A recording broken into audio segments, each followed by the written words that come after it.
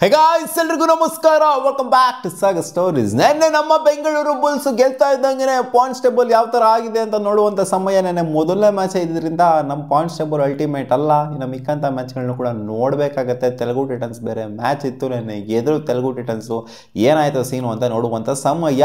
ಇವತ್ತು ODI match ನಡೀತಿನೂ ಕೂಡ PKLನ ಇಟ್ಟಿದ್ದಾರೆ.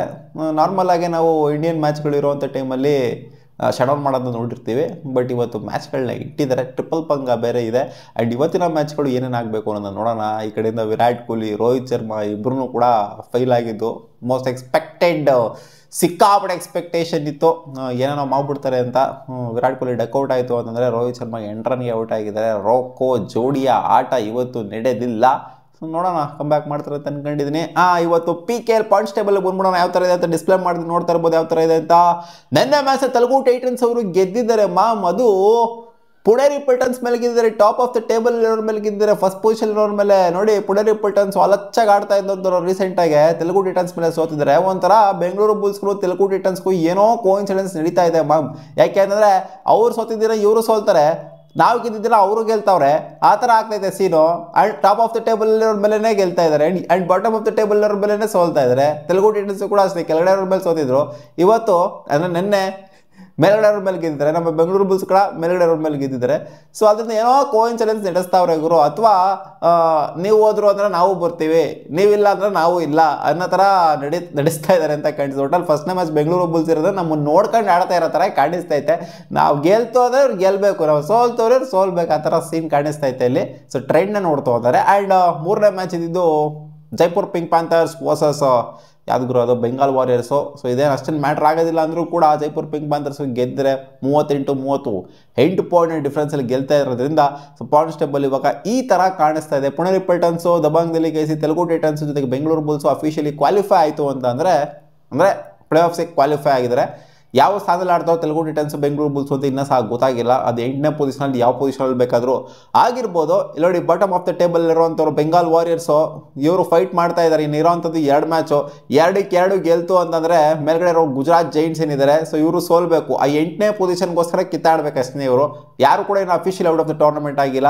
ಗುಜರಾತ್ ಜೈಂಟ್ಸಿನ ಅಪ್ಕಮಿಂಗ್ 3 ಮ್ಯಾಚಸ್ ಸೋಲ್ಬೇಕು ಅಂತ ಅನ್ಕೊಬೇಕು. ತಮಿಳ್ ತಲೆವಾಸ ಸೋಲ್ಬೇಕು ಅಂತ ಅನ್ಕೊಬೇಕು ಬೆಂಗಾಲ್ ವಾರಿಯರ್ಸ್ಗೆ. ಪಟ್ನಾ ಪೈರೇಟ್ಸ್ಗೂ ಅಷ್ಟೇ ಮೇಲೆ ಇರುವಂಥವ್ರು ಸೋಲ್ಬೇಕು ಅಂತ ಅನ್ಕೊಬೇಕು. ಆ 8ನೇ ಪೊಸಿಷನಿಗೆ ಕ್ವಾಲಿಫೈ ಆಗೋದಕ್ಕೆ 7-6-5 ಕ್ವಾಲಿಫೈ ಆಗೋ ಸೀನೇ ಇಲ್ಲ ಇವರು. ಯಾಕಂದರೆ ಜೈಪುರ್ ಪಿಂಕ್ ಪ್ಯಾಂಥರ್ಸ್ 8 ಮ್ಯಾಚ್ನ ಗೆದ್ದಿರೋದನ್ನ 16 ಪಾಯಿಂಟ್ನ ಸೀಲ್ಡ್ ಔಟ್ ಮಾಡಿರೋದ್ರಿಂದ ಇವ್ರು ಮ್ಯಾಕ್ಸಿಮಮ್ ಅಂತಂದ್ರೂ ಕೂಡ ಗುಜರಾತ್ ಜೈಂಟ್ಸ್ಗೆ ಹಂಗೆ ನೋಡೋಕೆ ಕೂಡ ಜಾಸ್ತಿ ಚಾನ್ಸ್ ಇದೆ. ಯಾಕಂದ್ರೆ ಅವ್ರಿಗಿನ್ನ 3 ಮ್ಯಾಚ್ ಇದೆ. ಪಟ್ನಾ ಪೈರೇಟ್ಸ್ಗೂ ಕೂಡ ಚಾನ್ಸ್ ಇದೆ ಅಂತ ಹೇಳಬೇಕು. ಇಲ್ಲಿ ಬೆಂಗಾಲ್ ವಾರಿಯರ್ಸ್ಗಾಗಿರಲಿ, ತಮಿಳ್ ತಲೆವಾಸ್ಗೆ, UP ಓದರ್ಸ್ಗೆ ಕಂಪೇರ್ ಮಾಡ್ತಿದ್ರೆ ಗುಜರಾತಿಗೆ ಜೊತೆಗೆ ಪಟ್ನಾ ಪೈರೇಟ್ಸ್ಗೆ ಸ್ವಲ್ಪ ಜಾಸ್ತಿನೇ ಚಾನ್ಸ್ ಇದೆ ಅಂತ ಅನ್ನಿಸ್ತಾ ಇದೆ ಮಗ. ನೋಡೋಣ ಅದೇನಾಗುತ್ತೆ ಅಂತ. 8ನೇ ಪೊಸಿಷನ್ ಸ್ವಲ್ಪ ಫೈಟ್ ಇದೆ. 8ನೇ ಪೊಸಿಷನ್ಗೆ ಇಲ್ಲಿ ಮೇಲ್ಗಡೆ 3-4 ಪೊಸಿಷನ್ಗೆ ಫೈಟ್ ನಡೀತಾ ಇದೆ. But Puneri Paltans, Dabang Delhi KC first and second ಸ್ಥಾನ 2 ಫಿಕ್ಸು.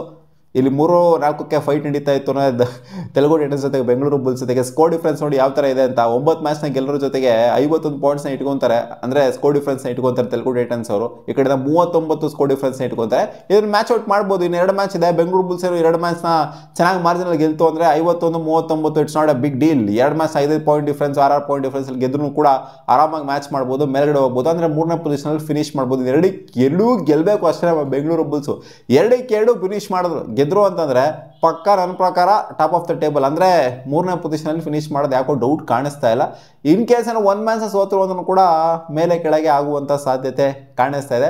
ಹರಿಯಾಣ ಸಿಲ್ಲರ್ಸ್ ಏನು ಕಮ್ಮಿ ಇಲ್ಲ, ಅವರು ಕೂಡ ಸಗದಾಗಿ ಆಡ್ತಾ ಇದ್ದಾರೆ. ಮುಂಬೈನೂ ಕೂಡ ಸಗದಾಗಿ ಆಡ್ತಿದ್ದಾರೆ. ಜೈಪುರ್ ಪಿಂಕ್ ಬಂತು ಸಗದಾಗಿ ಆಡ್ತಾ ಇದ್ದಾರೆ. ಸೊ ಈ 3 ಟೀಮ್ಗಳನ್ನು ಕೂಡ ಅನ್ಕೊಂತಾ ಇರ್ತಾರೆ ನಾವು ಕೂಡ 3-4 ಪೊಸಿಷನಲ್ಲಿ ಫಿನಿಶ್ ಮಾಡಬೇಕು ಅಂತ. ಬಟ್ ಜಾಸ್ತಿ ಆಪರ್ಚುನಿಟಿ ಇರೋದಿಲ್ಲಿ ಹರಿಯಾಣ ಸಿಲ್ಲರ್ಸ್ಗೆ ಜೊತೆಗೆ ಮುಂಬೈಗೆ. ಇಲ್ಲಿ ಜೈಪುರ್ ಪಿಂಕ್ ಪ್ಯಾಂಥರ್ಸು -32 ಇದೆ ಸ್ಕೋರ್ ಡಿಫ್ರೆನ್ಸು. ಅದರಿಂದ ಸಿಕ್ಕಾಪಟ್ಟೆ ಕಷ್ಟ ಇವರು ಮ್ಯಾಚ್ ಮಾಡೋದು. ಎಲ್ಲ ಮ್ಯಾಚ್ 2 ಮ್ಯಾಚ್ನ ಗೆಲ್ತೋದ್ರೂ ಕೂಡ ಮ್ಯಾಚ್ ಮಾಡ್ಬಿಟ್ಟು ಬೆಳಗಡೆ ಬರೋದು ಸಿಕ್ಕಾಪಟ್ಟೆ ಕಷ್ಟಕರವಾಗಿ ಕಾಣಿಸ್ತಾ ಇದೆ ಜೈಪುರ್ ಪಿಂಕ್ ಪ್ಯಾಂಥರ್ಸ್ದು. ಬಟ್ ಮುಂಬೈಗೆ ಹರಿಯಾಣ ಸಿಲ್ಲರ್ಸ್ಗೆ ಇಲ್ಲಿ ತೆಲುಗು ಟೈಟನ್ಸ್ ಜೊತೆಗೆ ಬೆಂಗಳೂರು ಬುಲ್ಸ್ ಜೊತೆ ಕಾಂಪಿಟೇಷನ್ ಕೊಡುವಂಥ ಸಾಧ್ಯತೆ ಇದೆ. ಇನ್ ಕೇಸ್ ಏನಾದ್ರು ಹೆವಿ ಮಾರ್ಜಿನ್ ಎಲ್ಲ ಉಡೀತು ಅಂತ ಅಂದಾಗ. ಬಟ್ ಇಲ್ಲಿ ಅನ್ಕಡೆ ಜೈಪುರ್ ಗೆಲ್ಲಬಾರ್ದು, ಮುಂಬೈ ಗೆಲ್ಲಬಾರ್ದು. ಆ್ಯಂಡ್ ಹರಿಯಾಣ ಮುಂಬೈ ಮತ್ತು ಜೈಪುರ್ ಗೆಲ್ಲಬಾರ್ದು ಅಂತ ಅನ್ಕಡೆ. ಯಾಕಂದರೆ ನಾವು 3-4 ಪೊಸಿಷನಲ್ಲಿ ಸೆಟಲ್ ಆಗೋಣ. 4th ಪೊಸಿಷನೇ ಪರವಾಗಿಲ್ಲ ಗುರು, 3 ಏನು ಬೇಕಾಗಿಲ್ಲ ನಮಗೆ, 4th ಇರಲಿ ಪರವಾಗಿಲ್ಲ. ಯಾಕೆ ಅಂತಂದರೆ ನಮ್ಗೆ ಅಡ್ವಾಂಟೇಜ್ ಇದ್ದೇ ಇರುತ್ತೆ. 4th ಪೊಸಿಷನಲ್ಲಿ ಕ್ವಾಲಿಫೈ ಆದರೂ ಅಷ್ಟೇ, 3rd ಪೊಸಿಷನಲ್ಲಿ ಕ್ವಾಲಿಫೈ ಆದ್ರೂ ಅಷ್ಟೇ. ಆ್ಯಂಡ್ ಅಪ್ಕಮಿಂಗ್ ಮ್ಯಾಚಸ್, ಇವತ್ತಿನ matches Telugu Titans versus Gujarat Giants ನಡೀತಾ ಇದೆ. ಸೊ ಇವತ್ತಿನ ಮ್ಯಾಚ್ನ ಅನ್ಕೊಳ್ಳಿ ಎಲ್ಲರೂ ಜೈಪುರ್ ಪಿಂಕ್ ಪ್ಯಾಂಥರ್ಸು ತೆಲುಗು ಟೈಟನ್ಸು ಸೋಲ್ಲಿ ಅಂತ ಅನ್ಕೊಳ್ಳಿ, ಗುಜರಾತ್ ಜೈಂಟ್ಸು ಗೆಲ್ಲಿ ಅಂತ ಅನ್ಕೊಳ್ಳಿ. ಸೊ ಗುಜರಾತ್ ಜೈಂಟ್ಸ್ ಗೆದ್ಬಿಟ್ಟು ಅವರ 8ನೇ ಪೊಸಿಷನ್ನ ಒಂಥರ ಗಟ್ಟಿ ಮಾಡ್ಕೊಳ್ಳಿ ಅಂತ ಅನ್ಕೊಳ್ಳಿ. ಯಾಕಂದರೆ ನಮಗೇನು ಮ್ಯಾಟ್ರ್ ಆಗಲ್ಲ ಗುಜರಾತ್ ಜೈಂಟ್ಸ್ ಏನಾದ್ರು ಗೆಲ್ತು ಅಂದರೆ. ತೆಲುಗು ಟೈಟನ್ಸ್ ಗೆಲ್ತು ಅಂದರೆ ನಮಗೆ ಖಂಡಿತ ಮ್ಯಾಟ್ರ್ ಆಗುತ್ತೆ. ಯಾಕಂದರೆ ನಾವು ಅವ್ರನ್ನ ಅಲ್ಲಿ ಕ್ರಾಸ್ ಮಾಡಬೇಕಾಗತ್ತೆ. ಇನ್ ಕೇಸ್ ಈ ಮ್ಯಾಚ್ನಲ್ಲಿ ಸೋಲ್ತು ಅಂದರೆ ನೆಕ್ಸ್ಟ್ ಮ್ಯಾಚ್ ನಾವು ಗೆಲ್ತು ಅಂದರೆ 3rd ಪೊಸಿಷನಲ್ಲಿ ಫಿನಿಶ್ ಮಾಡ್ಬೋದು ಅಂತಂದರೆ ಅವತ್ತಿನ ದಿನಕ್ಕೆ. And U Mumba versus Haryana Steelers ಇದೆ. ಸೊ ಇದರಲ್ಲಿ ಇಬ್ಬರಲ್ಲಿ ಯಾರೋ ಒಬ್ರು ಗೆಲ್ಲೇಬೇಕು ಅಲ್ವಾ. ಸೊ ಇಬ್ಬರು ಗೆಲ್ಲಬಾರ್ದು ನಮ್ಮ ಪ್ರಕಾರ ನೋಡ್ತೀವಿ. ಇಬ್ಬರಲ್ಲಿ ಯಾರೋ ಒಬ್ರು ಗೆಲ್ತು ಅಂತಂದರೆ U Mumba Haryana Steelers. So score difference ಕೂಡ 10-11 ಇದೆ ಇಬ್ರದ್ದು ಕೂಡ, ಏನಂತ ಹೆವಿ ಡಿಫ್ರೆನ್ಸ್ ಏನಿಲ್ಲ.